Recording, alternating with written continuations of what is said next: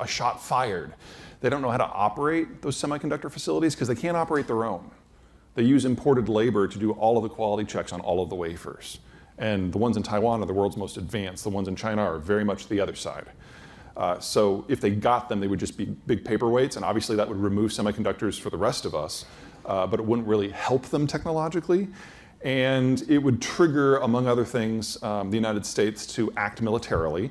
And it's not like we would confront the Chinese in the South China Sea or anything. We'd probably just put a couple destroyers in the Indian Ocean basin and cut the energy flow and cut the ability of them to import the things they need to grow their own food.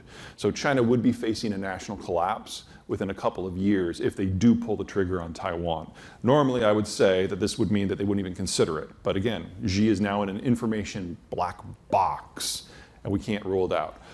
All I can tell you for sure is that one way or another, some country involved in the supply chain somewhere is going to crack. I'm actually more concerned about Germany than I am about Taiwan, but it would have the same impact. The Germans specifically make the lenses that allow all of the lithography to happen. No lenses, no lithography, no chips. The hope, because people seem to like me to say things that are hopeful, is that there is a new lithography technology that is coming out that has fewer parts and doesn't require neon, which we're dependent on the Russians and the Chinese for, that might have a simpler supply chain. But if we ironed out all the kinks of that today, it's not going to be applied at scale in Taiwan within 3 years.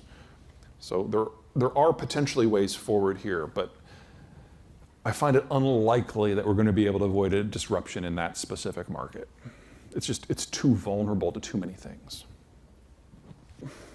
All world leaders, democratic or otherwise, have problems with narcissism and ego.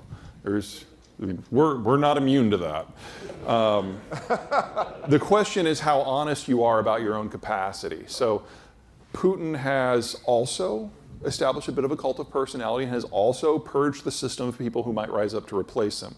But he started from a much lower base, which has shaped how much he's willing to carve out. So at the end of the Cold War, let me go back, 1983, there was a coup in the Soviet Union. And the intelligence services took over, purged all the other factions from the Communist Party. This is the Andropov coup. And Andropov, Chernomyrdin, and Gorbachev, they were the first three, ran the country until the end. Putin is part of that clique, and the intelligence professionals took over after the fall and have run it until now. And Putin has bit by bit removed people who he thought was threatening, and he hasn't done a lot to bring up a new generation from below. So Putin's inner circle today is less than 10 people, half of whom are utterly incompetent. If you ever see anything by Dmitry Medvedev, the former president, he's the most incompetent of them. You can ignore whatever he says. But there are a few of them that actually do provide him with advice and context. So I think the best example I can give you is if you go back to the January before the war, the March, and the words. March, just after the war began, when Putin was making all the nuclear threats, the US ambassador was dispatched, and the message was something like this, like, Mr. President, just think of things from a little different angle here. You remember back in January when you decided and you gave the order for the day the war was going to start, and you were in the bunker under the Kremlin that was completely sealed. It was walk-in safe, no electronics, no notes. And an hour after you left that meeting, we published the notes of the meeting in the media. That was our way of telling you that we know where your person is at any given moment. So if you think you can fling a nuke into the Western Hemisphere, and the first half dozen we send back are going to go anywhere except straight up, you're out of your mind. So stop it. The point is that Putin has meetings.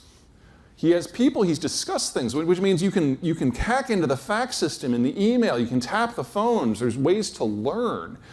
And as bad as the demographic situation is in Russia, there's still a massive producer and exporter of food and energy, whereas China now has no inner circle, no communication, no way to find out anything, and are the world's largest importer of pretty much everything that keeps people alive. So in the worst case scenario for the Russians, they will still persist longer than in the best case scenario for the Chinese. China's almost over.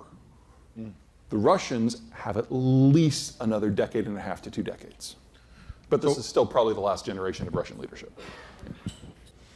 And forced labor is going to be some of our least of our concerns when it comes to human rights issues. So I would expect those supply chains to wither for independent reasons. Second, business community, swing voters. One of the things that people missed about Governor DeSantis of Florida is that he hasn't gone to war with Disney. He's gone to war with the Florida business community. ESG, is it doing a good job? Questionable. Is it taking us to where we need to go? I don't know. But since the business community is no longer part of the conversation, they are trying to figure out where they fit into American society. ESG is a component of that. It's an internal conversation. And so every business is approaching this from their own way, based on their own circumstances, their own geography, their own politics, their own workforce. And of course, they're all coming up with different conclusions, some of which are, But when people on the left or the right yell at business about ESG, business just gets pissed off because they're doing the best they can when they're not allowed in the room. So when I hear people like Ramaswamy or DeSantis screaming about ESG, it's like all you are doing is making it easier for the business community to never support the Republican Party again. So there are consequences, and we're going to see them in the presidential and the general election next year, but they're going to be unpredictable in a way that we're not used to seeing out of that community. We're used to the business community being the adults in the room.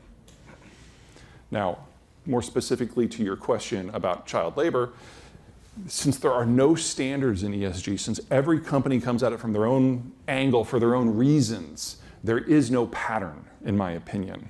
So we're going to be waiting to see what happens in terms of international capacity to build this stuff. And those countries are not going to snap in neat order or all at once.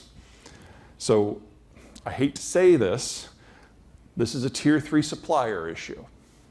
And there is not going to be a database that allows us to map this on its way down. Americans are very good at brain work. We have the highest value-added designers in the world. The Mexicans are great at production. They're the highest value-added manufacturers in the world. But if you were to increase the cost of labor in Mexico by a factor of 5, they'd probably give us a run for our money. It's not an issue of us or them being smarter or dumber than the other one. They're at a different stage of their economic cycles and their growth, and we have different infrastructures to work with. So I've never seen a study that looks at race from an IQ point of view that has ever held up. Every time I've ever seen it, they've kind of thrown it out. It's at best noise, but that doesn't mean we're all in the same place. So one of the things about January 6th is it happened just after an election, so its effects haven't been fully felt in terms of who votes for who. But when we got to the midterms, despite expecting a red wave, we had a red burp in the House and a red loss in the Senate. And what we found out is that the independents in the United States had changed considerably. Couple things. Number one, Trump has basically told independents that the general election doesn't matter, which means that the independents don't matter, and because the general election is the only place the independents have a voice. And so they reacted to that. In exit polling, something crazy, like 85% of independents said that they despised the White House's economic policies and felt that they hurt independents more than anyone else. And independents are fickle. They almost always switch sides every election. They get buyer's remorse. And in the time before, they had voted for Biden. And now they were clearly fed up with him, but almost all of them voted for Democrats anyway. There's a saying in the State Department in the Middle East that we support one person, one vote, but not just one time. And if the independents were going to show up in numbers to vote against their own personal economic best interests in order to make sure they could vote again,